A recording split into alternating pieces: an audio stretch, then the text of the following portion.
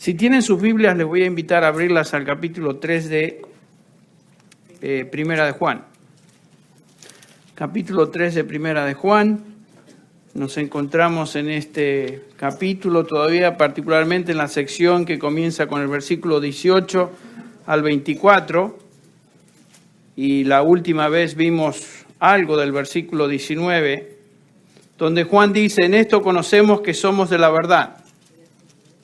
Juan está dirigiéndose a creyentes, nosotros, y aseguraremos nuestros corazones delante de Él. Noten que Juan está hablando de la seguridad del creyente, está hablando de la seguridad de nuestra salvación.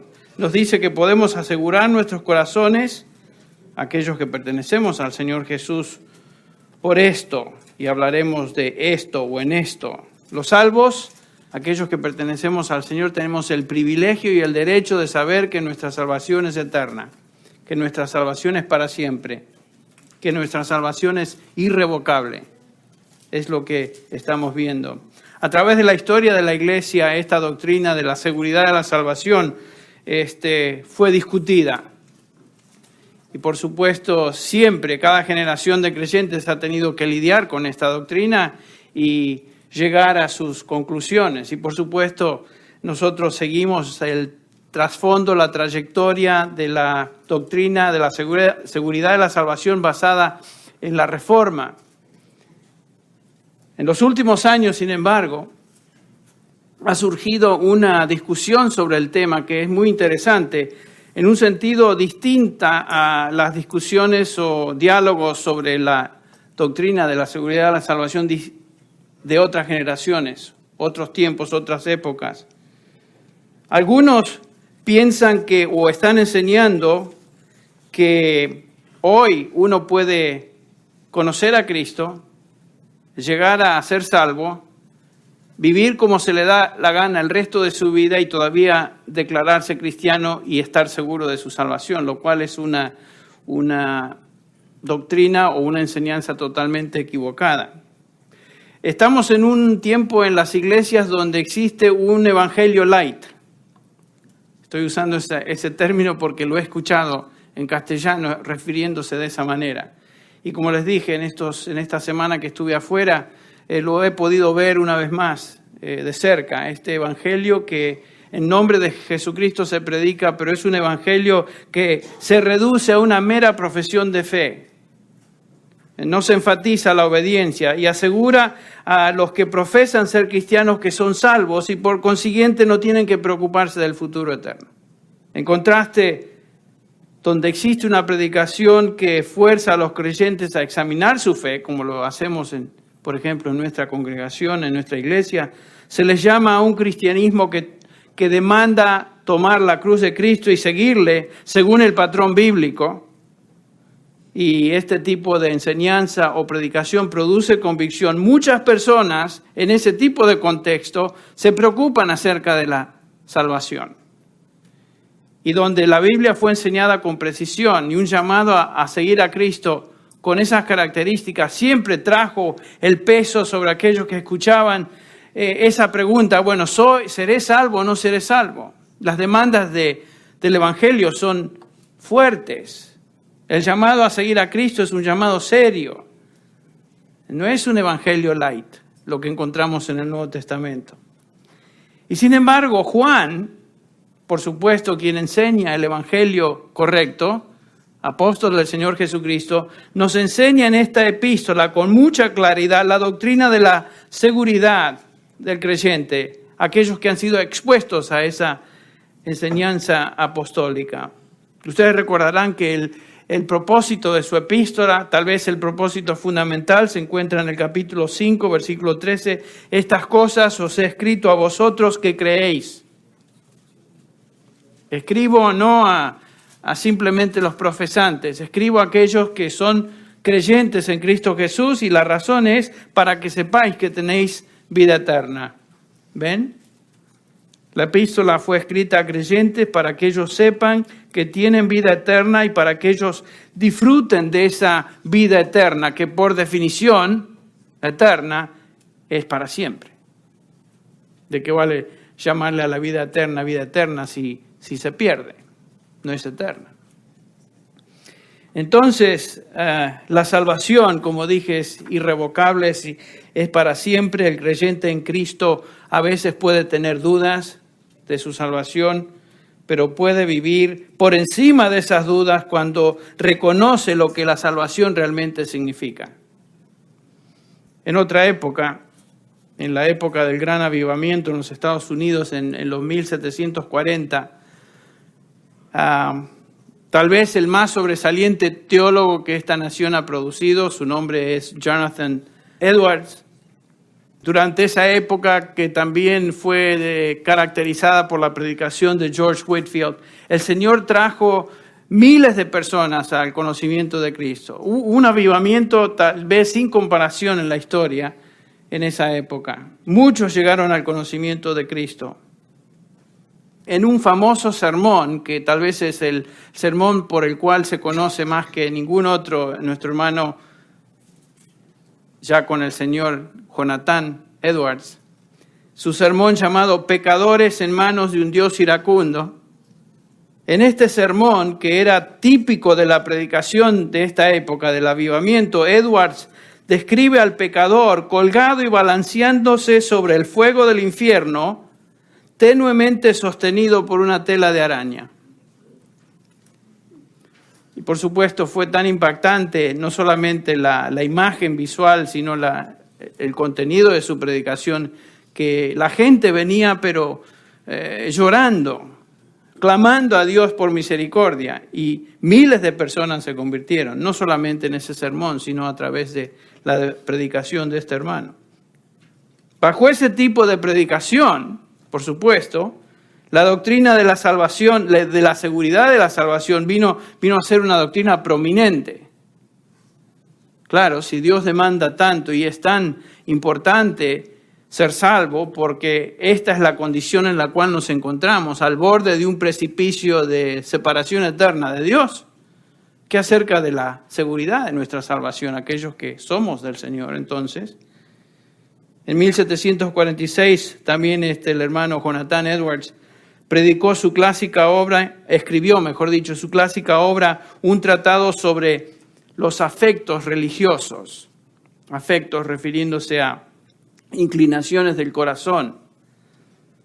En este monumental documento cristiano, esencialmente, Edwards describe las características que son las evidencias bíblicas de una conversión verdadera.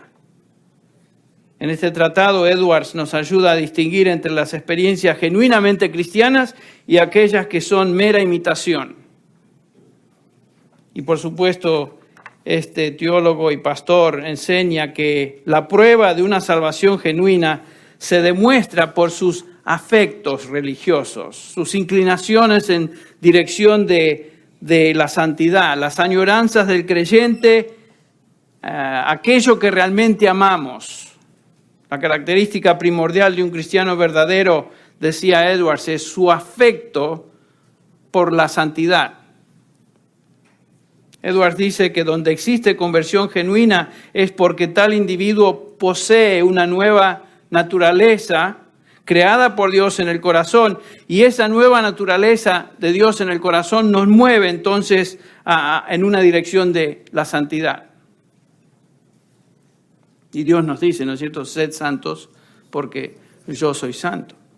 Entonces la salvación genuina se demuestra por afectos santos, que se pueden distinguir de los afectos falsos, manifestaciones espirituales espurias, como podemos observar. Se observó en esa época y se observa hoy.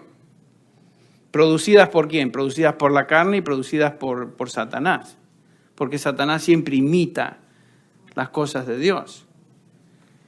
Entonces, donde hay conversión genuina hay santidad. Y acá cito a Edwards, que dice lo siguiente: la gracia implantada en el corazón en el nuevo nacimiento es un principio de acción santa y siempre produce un cambio permanente en la naturaleza de un verdadero convertido.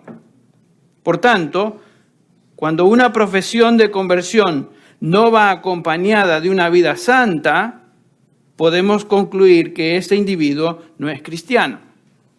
Que justamente es lo que estamos viendo y observando es la enseñanza del apóstol Juan en su primera epístola. Santiago también nos dice, ¿no es cierto? El apóstol Santiago, la fe sin obras es muerta. No es que la fe nos salva, no es que las obras nos salvan, pero una fe que no está acompañada de obras es una fe muerta, porque dice Santiago, los demonios también creen y tiemblan. O sea, el simplemente creer en Cristo nos pone en la categoría de demonio, nada más. Y ellos tiemblan y no son salvos. Entonces, la fe genuina siempre va acompañada de buenas obras. Siempre. La teología de la Reforma ha enseñado a través de los siglos que la naturaleza permanente de la regeneración se manifiesta en la realidad de la experiencia. O sea, la salvación es para siempre, sin duda. Pero eso se observa en la experiencia, en la práctica del creyente en una vida santa. En otras palabras, si alguien es salvo, va a demostrar su salvación por medio de sus acciones, sus obras, su conducta, ¿no es cierto? Sus obras obedientes. Y recuerdan que Pablo nos enseña allá en Efesios 2, un pasaje que tan bien conocemos, 2, 8 al 10, nos dice que porque por gracia sois salvos por medio de la fe. El único medio de salvación es la fe. Y después agrega, y esto no es de vosotros, pues es don de Dios.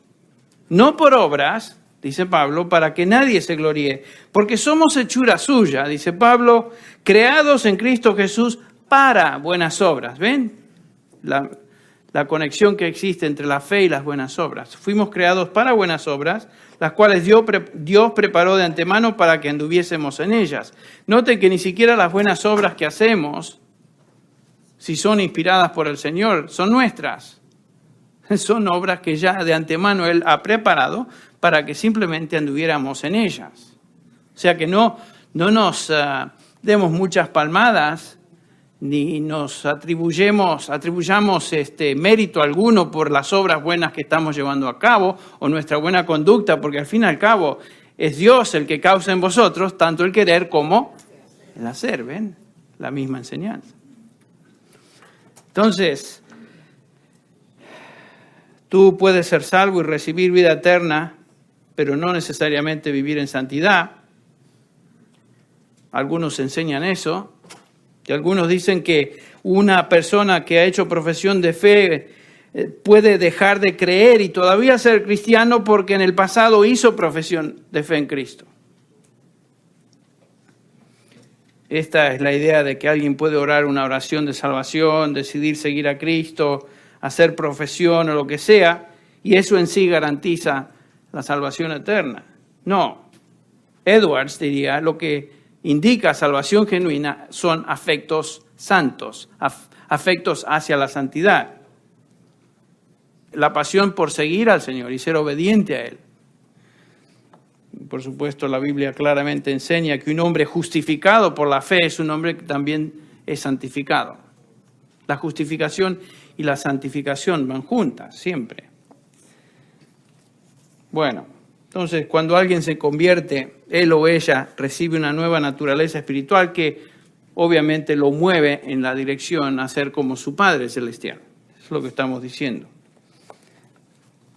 En el nuevo nacimiento, el cristiano comienza una nueva vida de santidad y persevera en ella. Toda la dirección de su vida es hacia la santidad. De Edwards diría, posee afectos santos. Por supuesto que no somos perfectos, por supuesto que pecamos, pero la inclinación de nuestra vida, nuestra conducta es hacia la santidad. No podemos decir, bueno, yo puse mi fe en Cristo, fue en 1900, ahí por el 68, fue una campaña de Billy Graham, pasé al frente, levanté la mano, firmé la tarjetita, chao Pinela. Ya salvo, al cielo, tengo la garantía de que voy al cielo. No pienses en un evento pasado. ¿Qué está pasando con tu vida hoy? Esa es la pregunta. Entonces, eso es lo que Juan está enseñando en Primera de Juan. Y en este capítulo 3, versículo 19, otra vez afirma el apóstol, en esto sabremos que somos de la verdad y aseguraremos nuestros corazones delante de Él. Esa frasecita, en esto sabremos, también se encuentra en el versículo 24, donde Juan dice, el que guarda sus mandamientos permanece en Él y Dios en Él, y en esto sabemos que Él permanece en nosotros. La misma frase, en esto, puede ser traducida también como por esto. ¿A qué exactamente se refiere? Bueno, vamos a notar 6 elementos en este pasaje que son los componentes de lo que Edwards llamaría estos afectos religiosos, estos afectos santos de un verdadero cristiano. En primer lugar, el primer componente de estos es el amor a otros cristianos. El amor hacia otros cristianos. Noten el versículo 18. Hijitos míos, no amemos de palabra ni de lengua, sino de hecho y en verdad. Y en esto conocemos que somos de la verdad. Una característica de un creyente verdadero es que ama a la familia de Dios. Ama a los que son redimidos. Los que han sido redimidos así como Él ha sido redimido. Y esto no es una enseñanza nueva en la epístola porque ya la vimos en el versículo 10, versículo 11 y 14. En esto se manifiestan los hijos de Dios, dice, y los hijos del diablo.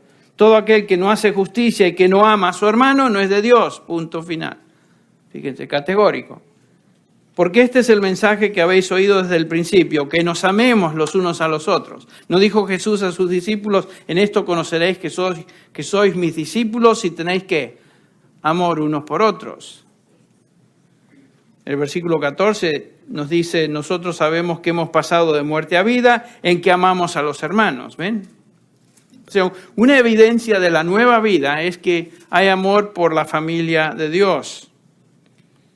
Entonces, en el versículo 18, Juan reitera lo enseñado y nos dice que una vez que un hijo de Dios, ves que una persona llega a ser hijo de Dios, se distingue ahora por su amor a sus hermanos, no simplemente en palabras, dice, sino en hechos concretos, ¿no? Y yo recuerdo, ustedes recordarán que cuando, antes de ser creyentes, tal vez mirábamos a los creyentes, a los cristianos, como, en algunos casos, como bichos raros, ¿no? Un grupo interesante ¿no? Y hasta se nos hacía tal vez como que tal vez no nos gustaría identificarnos muchos con ese grupito, ¿no? Porque esa gente son un poquito distintos, ¿no? Pero noten lo que sucede, algo muy interesante sucede cuando nos convertimos al Señor, cuando somos transformados, lo opuesto sucede. En lugar de pensar en ese grupo como el grupo de los raros, de repente nos vemos atraídos a ese grupo y se convierten en nuestra familia. Nos sentimos más identificados con la familia de Dios que con nuestros propios parientes. ¿Por qué? Porque esa es obra del Espíritu Santo en la vida del creyente. Nos dio una nueva naturaleza que se refleja entre varias cosas por amor a la familia de Dios. Lo que dice Juan. Bueno, hemos hablado bastante de eso, simplemente mencionarlo. Otra característica de salvación genuina, noten, otro afecto santo le llamaríamos, es gratitud a Dios por su gracia. Noten los versículos 19 y 20. En esto sabremos que somos de la verdad y aseguraremos nuestros corazones delante de Él. En cualquier cosa que nuestro corazón nos condene, porque Dios es mayor que nuestro corazón y sabe todas las cosas. Interesante ver estos pasajes. ¿Cómo debemos entenderlos? ¿Qué es lo que Juan está tratando de decir? Si entendemos lo que dice, es una verdad muy, muy animadora para el creyente. Es obvio que como creyentes aún pecamos. ¿Y qué sucede cuando pecamos? Bueno, lo primero que sucede es que nuestro corazón, nuestra conciencia, ¿qué sucede? Nos acusa. Pero ¿saben qué? Esa es la función de la conciencia. Y si eres un creyente verdadero, tú posees una conciencia activa y sensible, particularmente si estás siendo expuesto a la verdad de Dios de una forma sistemática. Todo ser humano posee una conciencia. Nos dice eso Romanos capítulo 2. Y todo ser humano, de alguna manera, posee esa conciencia dada por Dios con un conocimiento limitado de lo bueno y lo malo, pero no obstante, conocimiento que Dios ha dado al ser humano. Noten, por ejemplo, Romanos 2:15, donde el apóstol dice, mostrando, hablando de los hombres en general, mostrando la obra de la ley escrita en sus corazones, dando testimonio de su conciencia y acusándoles o defendiéndoles sus razonamientos. El hombre posee una conciencia moral dada por Dios, que sirve como un sistema de alarma. Ciertas luces se prenden cuando el individuo cruza la línea de lo que él sabe está bien. Y en algunos casos la conciencia le acusa y en otros casos aprueba lo que él considera es correcto. Todo ser humano posee esa conciencia. La conciencia es para el alma, para nuestro hombre interior, como el sentido de dolor que nuestro sistema nervioso nos da también, nos provee. Por supuesto, el sistema nervioso y el sentido de dolor fue dado también por Dios. Cuando nos duele algo en el físico, simplemente el cuerpo está reaccionando a algo. Es una alerta. Es una alarma que nos está diciendo algo anda mal, algo anda mal, algo anda mal. Anda al médico, cuídate, tómate esto, etcétera. Tómate una aspirina, lo que sea. Si no tuviéramos ese sentido de dolor físico, ¿saben qué? Nos mataríamos en corto tiempo. Porque el dolor es una alarma. Bueno, la conciencia tiene esa función, proveer esa advertencia dada por Dios para indicarnos que algo está mal en nuestra conducta. En algunos casos algo está mal, en otros casos simplemente la conciencia afirma, como dice acá también Pablo. Es un sistema de advertencia que nos dice que algo está mal en el alma. Y por supuesto la conciencia debe ser informada por el estándar correcto para que esta conciencia funcione bien. Cuando el cristiano es enseñado correctamente la verdad de Dios, su conciencia se sensibiliza a las cosas de Dios y puede responder entonces apropiadamente a eso. Cuando la gente posee un nivel moral bajo, que es lo que estamos viendo hoy en la sociedad en general, MTV y Playboy Philosophy, todas estas cosas que la gente hoy acepta como normal y común, su nivel de moralidad está ahí por el suelo. Porque están siendo informados en su conciencia todo tipo de porquería que no les ayuda a discernir bien qué es lo que está bien y qué es lo que está mal. Y por supuesto, llega el momento que la gente se sensibiliza y neutraliza su conciencia, de tal manera que ya no le molesta nada. No les molestan las cosas de Dios, no les molestan... Y con una sonrisa en la cara y muertos de risa van de cabeza al infierno. Y más, algunos dicen, yo prefiero ir al infierno porque ahí van a estar todos mis amigos. Divirtiéndose en el infierno como si fuera un lugar lindo, porque ahí van a estar todos sus amigos. Qué ridículo, qué absurdo. ¿Ven? El nivel de moralidad está tan insensible, tan bajo, que ni siquiera pueden discernir. Y van en camino al infierno. Están suspendiéndose de esa tela de araña sobre un infierno de separación eterna de Dios y están muertos de risa. ¿Por qué? Porque no han sido informados en su conciencia de lo que Dios demanda. No saben, no entienden. Y Satanás trata de mantener al hombre en esa condición, claro, porque él sabe que si los mantiene ahí, todos van a estar con él en el lago de fuego que nos describe Apocalipsis. Y él hace lo imposible para insensibilizar y cauterizar la conciencia de la gente. En primer lugar, les da mala información. En segundo lugar, silencia su conciencia y finalmente la cauteriza. Y el resultado es lo que Pablo nos enseña en 2 Corintios 4:4, en los cuales el Dios de este siglo, Satanás, cegó el entendimiento de los incrédulos para que no resplandezca la luz del Evangelio de la gloria de Cristo, el cual es la imagen de Dios. Cuando una persona continuamente viola su conciencia, ¿qué sucede?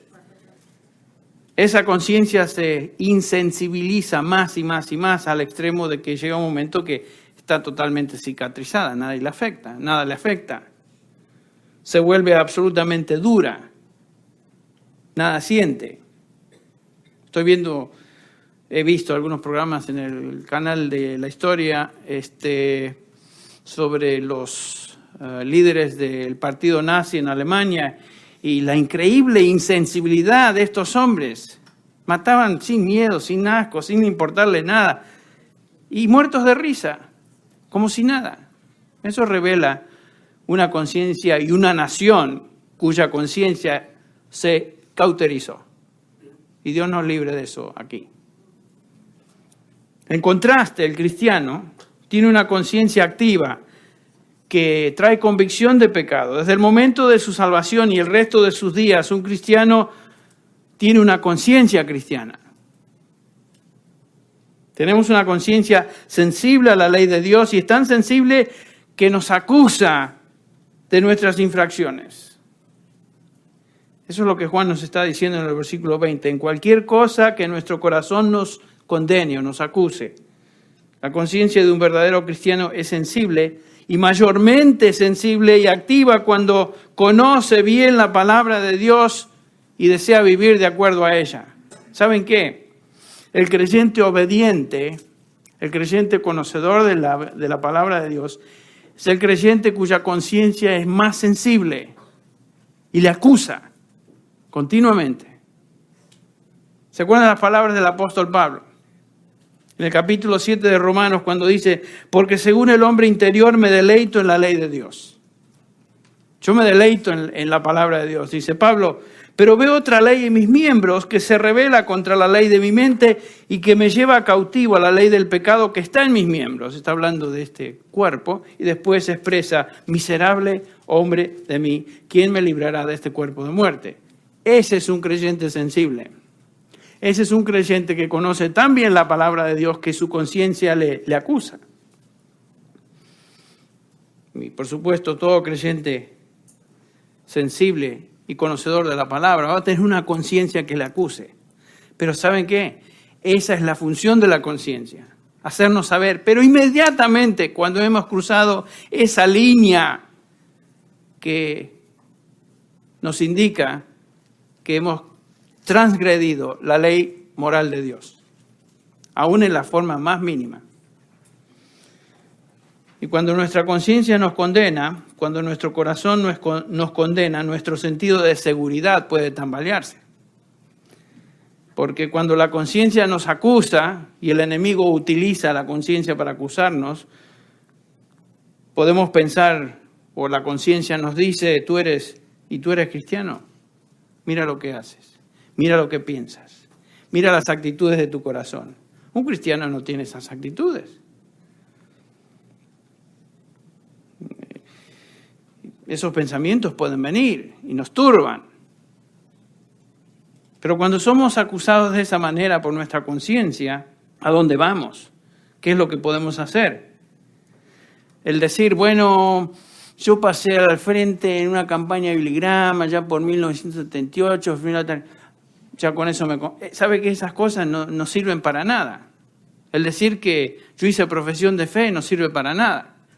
¿Qué es lo que podemos hacer? Bueno, el apóstol Juan nos indica, fíjense, pues si nuestro corazón nos reprende, mayor que nuestro corazón es Dios y Él sabe todas las cosas. Noten eso. Si no entendemos bien el pasaje nos podría deprimir, pero esto es lo que está sucediendo. Fíjense que Juan nos lleva a Dios. Dios quien es el estándar más alto. Dios quien es el mayor juez. Dios quien es superior a nuestra conciencia, el juez supremo del universo, el que nos ha declarado justos en Cristo Jesús. Y según Romanos 8:1 nos dice, no hay condenación para los que están en Cristo Jesús. Ya no existe.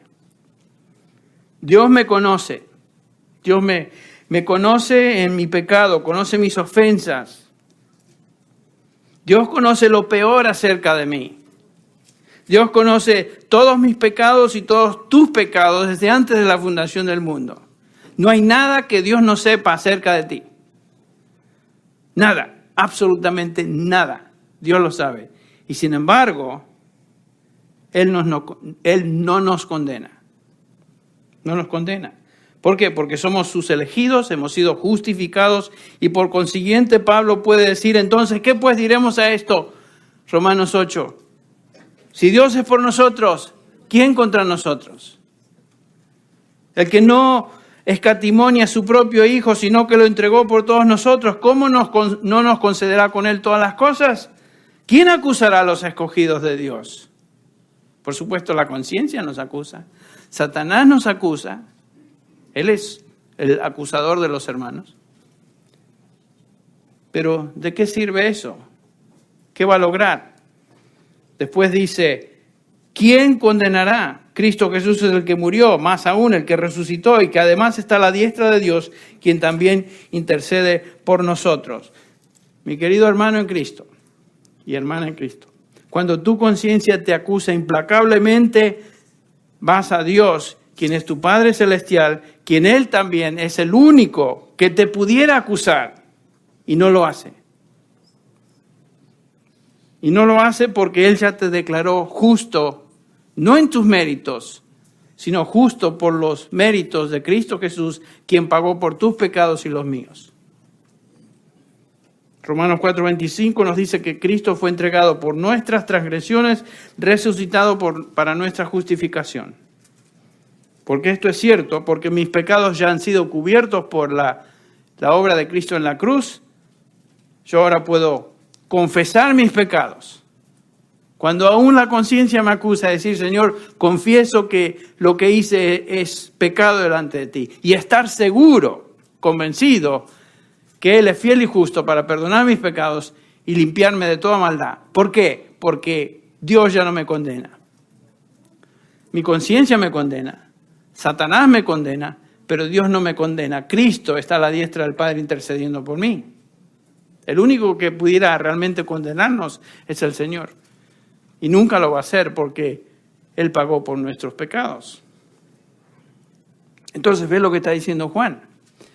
Si nuestro corazón nos condena, mayor que nuestro corazón es Dios. Y debemos recordar que Dios es nuestro Padre y nunca nos va a condenar. Jamás. Eso es lo que está enseñando. Yo leía ese pasaje hace un tiempo y lo veía con cierto temor. Bueno, si mi conciencia me acusa y Dios es mayor que mi conciencia, ¿quiere decir que Dios me acusa? Absolutamente lo opuesto es cierto. Dios jamás me va a acusar. ¿Ven lo que está diciendo? Cuando la conciencia nos condena, entonces vamos a Dios. Yo no tengo reloj en este recinto, así que no sé ni qué hora es. Y ni quiero mirar mi reloj, porque quiero terminar. El tercer elemento que encontramos en este pasaje, que Edwards le llamaría otro afecto santo, que demuestra la salvación genuina, es confianza en la oración. Versículo 21. Amados, si nuestro corazón no nos condena, confianza tenemos delante de Dios. Una vez que nos damos cuenta de nuestra seguridad, una vez que sabemos que Dios ya no nos condena, podemos descansar. Y nuestra conciencia entonces está tranquila. Eso nos lleva a la oración, sabiendo que Él nos acepta entonces en su Hijo. Así como un niño viene corriendo a su papá cuando el papá le abre los brazos, de esa manera podemos venir a Dios. Corriendo, con confianza a la presencia de nuestro Señor y expresar todo lo que está en nuestro corazón. Sin temor alguno, porque Pablo nos dice que somos aceptos en el amado. Pero a veces estamos acusados por nuestra conciencia, Satanás nos acusa y andamos así como que si Dios ya nos va a dar un palazo en la cabeza. No, al contrario. Por eso podemos venir a Él. Confesar y saber que Él nos acepta. Él no nos condena. Entonces esta es otra evidencia de que somos salvos. Ningún incrédulo o inconverso puede venir a Dios con esta libertad. Solo un hijo de Dios tiene este privilegio. Por eso Romanos 8:14 nos dice, porque todos los que son guiados por el Espíritu de Dios, estos son, ¿qué? Hijos de Dios. Son hijos de Dios. Y nos dice que no hemos recibido un espíritu de esclavitud para estar otra vez en temor, sino que hemos recibido el espíritu de adopción por el cual clamamos, ¿qué? Abba, Padre. Abba, como decir papito, ¿no? Era la expresión en hebreo y arameo. Bueno, número 4, otro elemento que nos asegura de que somos salvos es que obedecemos sus mandamientos. Este es otro afecto santo. El versículo 22, cualquiera cosa que pidiéremos, la recibiremos de Él porque guardamos sus mandamientos y hacemos las cosas que son agradables delante de Él. Este es el deseo de ser santo. La inclinación a la obediencia dada por esa nueva naturaleza creada en nuestro corazón por el Espíritu de Dios. El cristiano verdadero como hábito guarda los mandamientos y hace las cosas que son agradables a Dios.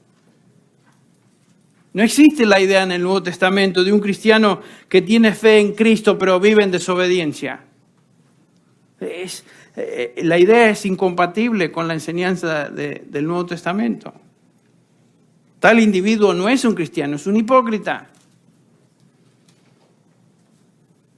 Si hemos sido salvados, esta salvación se demuestra en una vida que busca santidad. Ya lo enseñó Juan, por ejemplo, en el capítulo 2, versículo 4, dice, el que dice, yo le conozco, ¿ven? Y no guarda sus mandamientos, el tal es un mentiroso. Y la verdad no está en él. Pero el que guarda su palabra, en este verdaderamente el amor de Dios se ha perfeccionado, y por eso sabemos que estamos en él. El que dice que permanece en él, debe andar como él anduvo. Entonces, no existe esa condición de algunos que enseñan de una salvación permanente con manifestación temporal. Si alguien no permanece en la obediencia y se aparta del Señor, entonces da evidencias de que nunca fue de Él. Capítulo 2, versículo 19. Número 5, existe otro componente de nuestra salvación o demuestra nuestra salvación genuina y es fe en Cristo. Versículo 23. Y este es su mandamiento, que creamos en el nombre de Jesucristo, de su Hijo Jesucristo. Esta es otra garantía de que soy cristiano. Creo y confío en el Señor Jesucristo, en su persona, en su obra redentora, en todo lo que la Biblia declara acerca del Hijo de Dios.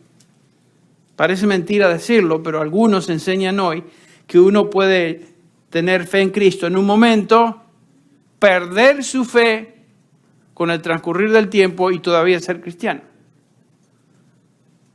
O sea, es hablar de un creyente que no cree. Qué absurdo. Sin embargo, hay personas que enseñan eso. Si alguien pierde su fe, esa fe fue espuria, fue una fe humana, no fue una fe que Dios concedió y que salvó a tal individuo. La fe no se pierde porque el que comenzó la buena obra en vosotros la perfecciona hasta el día de Jesucristo. Fíjense que en la segunda epístola de Juan, dice en el versículo 9, es una corta epístola, pero dice Juan, cualquiera que se extravía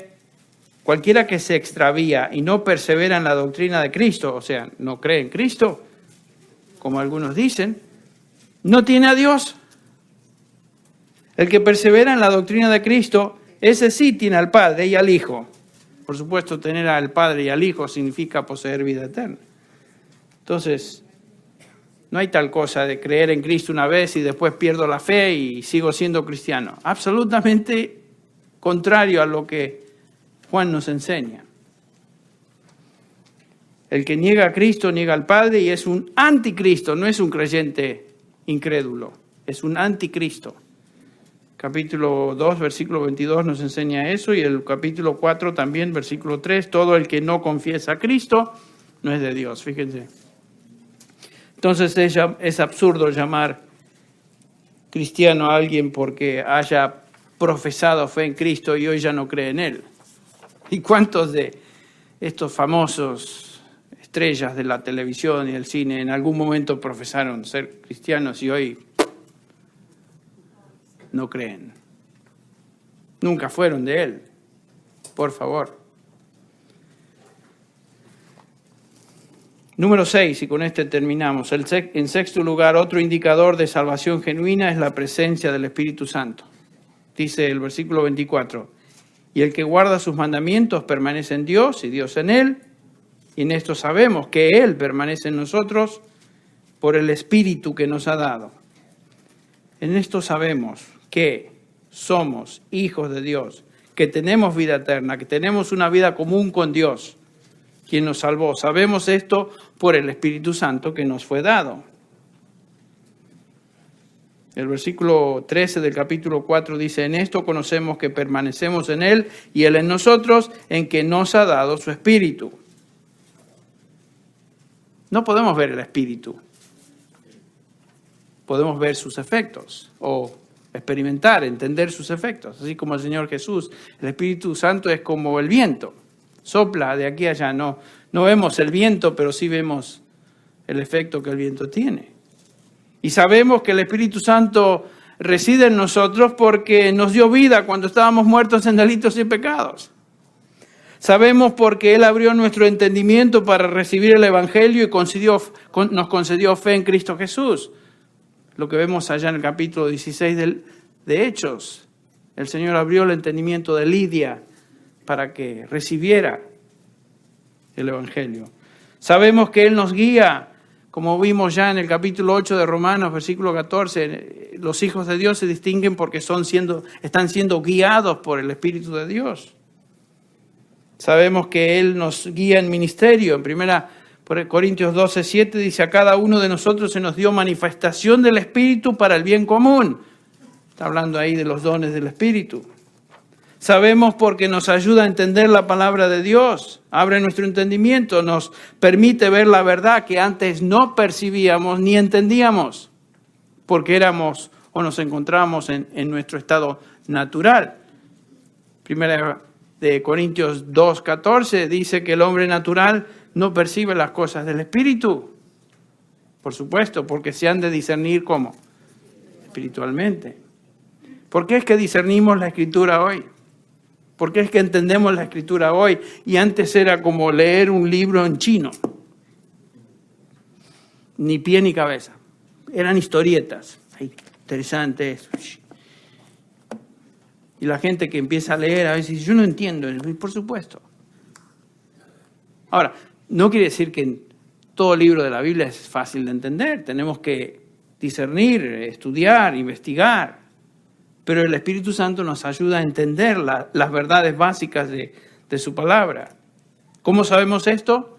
Por el Espíritu Santo, que reside en nosotros, quien ilumina nuestra mente. Entonces, ¿cómo podemos saber que somos cristianos y gozar de la seguridad? Dice Juan: en esto sabemos que somos de la verdad y nos aseguramos en nuestro corazón.